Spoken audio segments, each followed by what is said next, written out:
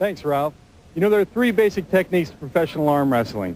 The first being the top roll. This is when you roll over your opponent's hand in order to pin him to the pad, which Steve will demonstrate. That is the top roll. The second is the shoulder roll, in which you involve your body and roll into your opponent's wrist in order to pin him to the pad. Go ahead, Steve. That's the shoulder roll. The third is the basic hook. What you do is you hook your hand and pull towards your left shoulder in order to pin your opponent. See the hook, Steve? Those are the three basic techniques of professional arm wrestling. There are variations, but that's basically it. Back to you, Ralph. Joe, one thing I've noticed is that regardless of the technique, this has to be one of the fiercest sports known to man. In virtually every preliminary match, the strain of the arm muscles is painted in vivid detail on the competitors' faces, and the intensity of the competition is certainly reflected in their eyes. Now, whether the match is a 3-minute marathon or a 1-second wonder, this is not a sport for the meek.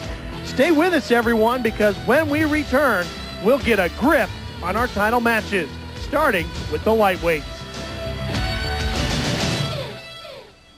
Cavalcade, and when we promised you intensity, we were not kidding. Check out Alan Fisher, and then look at his competitor, Dave Patton. Now here's how they stack out the tail of the tape, and we'll point a few things out to you here. Thumb thickness, 1 1/8 inch. That's a key number. Now look at Alan Fisher. Thumb thickness here, 1.5 inches. Thumb thickness can make a difference, Joe. It sure can. Arm wrestling is basically hand wrestling, and the thumb is a major component of that. As they battle for an advantage in the grip, let's see how they got to the finals. Patton had a real tough match here with Chad Silvers. Now, Silvers won the Tampa Regional, and he is a 4-time world champion. Finally put him away, though. Meanwhile, Fisher was making short work of the likes of Ryan Hutchings, winner of the San Diego Regional. Jumps all over him. And it only took a second to put away 5-time Canadian champion Dave Hicks. I talked to him after. Boy, the intensity keeps getting deeper and deeper. What kind of a zone are you in now? Since this is a double elimination, Alan Fisher got his one-word wish, and it was an arm wrestling classic. Here, Patton and Fisher are really going at it. They're both trying to use the top roll, attacking each other's fingers. Look at how they're barely holding on to each other. Fisher had the advantage in this match, and when he pinned Patton, he pinned him so hard it appears as though Patton may have injured himself. And it's hard to tell exactly where that injury was, whether it was in his shoulder, his chest, or his arm. But as we get back to the present, look at Patton. Is he ever wired to go again? Wow, look at this. What a match. It looks as though Fisher is trying to slip out. You can see him releasing his hand. Now he regrips. It's too late. Patton wins. And that makes everything even, and they will meet again in the finals.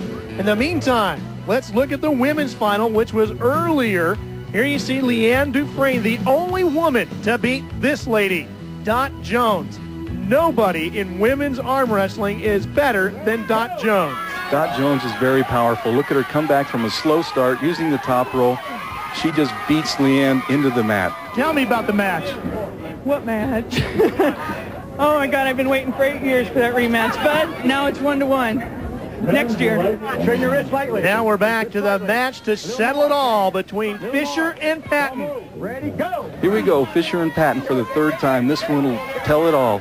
It looks like Fisher is in a catch position with his wrist bent backwards, waiting for Patton to tire himself out. Between the two of these guys, there's 43 world arm wrestling titles. Unreal. It looks like a slip. And one more title to that man, Dave Patton, as he claims his fourth Yukon Jack World Championship. There's his mom, Sue Patton. They call her the grandma of arm wrestling. And here's how they did it, Joe. Here we go. Patton comes back with a top roll, walks his body back, and then actually pushes down with his tricep in order to defeat Fisher. Fisher tries to slip away to get a regrip, but it's too late. Well, how about it, champ? That was a tough fight. Tell me about it. Well, let me tell you, I respect Alan more than anybody in the sport. Him and I have been going at it for years and years. We always have brutal battles. Alan's a great guy. He's a great competitor. Took everything I had to beat him. I can't tell you how happy I am. Happiest day of my life. After a long day of arm wrestling, a massage feels great, as middleweight Todd Damasio knows. We turn our attention now to the middleweights, and our finalists are the Iceman, Johnny Walker, and Bill Brzezinski. Now, these guys are from 161 pounds to 190. Johnny Walker is the oldest man in the event. Bill Brzezinski is one of the up-and-coming youngsters. As they get ready, let's find out how the Iceman and Brzezinski got to the final rounds. Here you see Cobra Rose. Now watch the tongue come flopping out. That's why they call him the Cobra. But he had to go up against the man who might be the mongoose, Todd Damasio. Damasio then put away 14-time Florida champ Gregory Helm by fouling him out, Joe. That's right, Ralph. You don't always have to win by pinning your opponent. Sometimes your opponent will foul out. What was going on up there? Well, I didn't have any hand strength from the last match. It was fatigued. I didn't get enough chance to put ice on it. And he top rolled me, but I seen his elbow float in the back of the cup. So all I did was post and wait for him to make a mistake. He fouled himself out. That's true. Little technique. Now, a classic early round battle between our two finalists. Johnny Walker and Bill Brzezinski. These two are very evenly matched. As you can see, they're in the hook position. It could be anybody's match right now. It depends on who makes the first move or who makes the first mistake. Brzezinski is a two-time middleweight runner-up, while the Iceman is the defending middleweight champion. Walker's experience gets him the win, and later talked with Ralph. The longer the matches go, the tougher they get.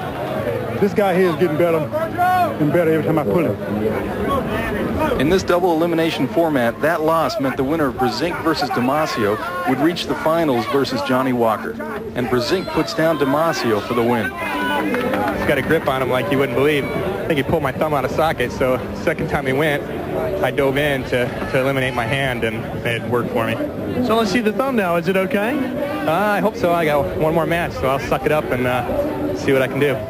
And now they're lining up for the main event, and Brzezinski has definitely had a tougher day than the Iceman, so the Iceman should have a lot more strength left in his arm.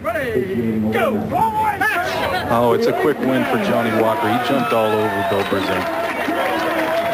So the 49-year-old warehouse supervisor out of Atlanta, Georgia, wins his third Yukon Jack World Middleweight Championship. Let's see how he did it, Joe. Johnny Walker's fresher arm just helps him get a jump on Bill Brzezinski. He doesn't have a chance. He top rolls over, he comes up. They have a lot of mutual respect for each other. Ralph's with our middleweight champion. You, sir, have been absolutely decimating the opposition today. How did you do that one? Well, I was going a little back press on him and try to get the start on him. The best thing to do is get the jump on the guy and be out of trouble. Quite a crowd on hand here in San Francisco, and we'll be back with the heavyweights later. And heavyweights they are, such as 415-pound Cleve Dean and his opponent, Gary Goodridge, who weighs in at a slim 260. And the tail of the tape, Gary Goodridge, a 14-time Canadian national champion. And Big Cleve Dean, a real living legend of the sport of arm wrestling. And Joe, they're going right to the strap. That's right, Ralph. These two had a slip earlier, so the referees want to make sure that this won't happen again. Let's take a look at some earlier competition. 7-time world champion Virgil Arciero on the left came out of retirement this year and acted like he'd never been away, winning this battle over reigning California state champion David James. A very even match. Virgil Arciero has the experience over David James, and he's going to slowly work him down for the pin. Virgil, 55 years of age, an electrical engineer, wins again. Next up for Virgil was Cleve Dean, and even though Cleve is a rather large man, he is amazingly quick. And after this win against Virgil, I talked to him about where he gets that speed. How do you practice that speed? The way we practice with my team, put a quarter on the table, hands on each side, and say go. Learn to go on and make a man go. In other intense heavyweight action, another battler was Rick Vardell, winner of the Seattle Regional, who beat Boston Regional champ Jerry Carteret. Vardell was then knocked out of the competition by 4-time world champion John Brzezinski. He had to get past Gary Goodridge to reach the final against Dean, who seemed not very concerned. It's amazing with all this activity going on just a foot or so away that Cleve Dean could be that calm. Well, these two were certainly not calm as they went at it, and Goodridge went to work on Brzezinski.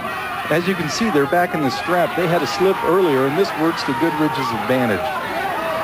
Goodridge has 9 wins, 7 by TKO as an amateur fighter. So he's good in numerous forms of the ring. They are just going back and forth, back and forth. Goodridge with the win. And then it was time for their second meeting of the day. As you can see, they're both in the strap again. This gives a great advantage to Goodridge, who is the bigger, stronger, more powerful man.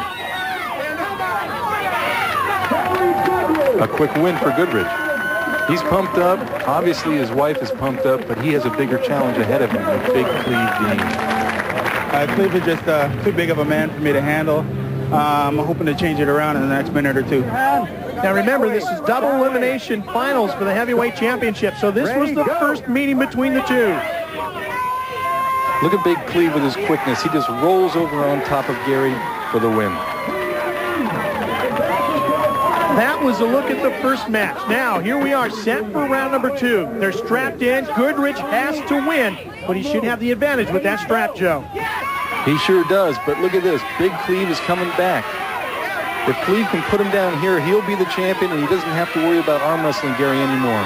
Look at how these competitors work that table. Gary Goodridge is almost all the way down underneath the table. Gary is trying to top roll. He's attacking Big Cleve's fingers, bending his wrist backward. Goodridge wins. So that evens things up at 1 win apiece. Gary Goodridge is alive in this final. Watch it again. This is a great match. Look at Gary pulling on Big Cleve's arm, at one point lifting his elbow right off the table. Over and over, he pounds him down.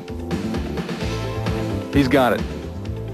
Gary Goodridge gets a rub down and a psyching up from his entourage. And when we come back, we'll have the finals of the Yukon Jack World Arm Wrestling Championship. Go at it one more time in a great battle between two amazing competitors. Gary Goodridge on your left, Cleve Dean on your right.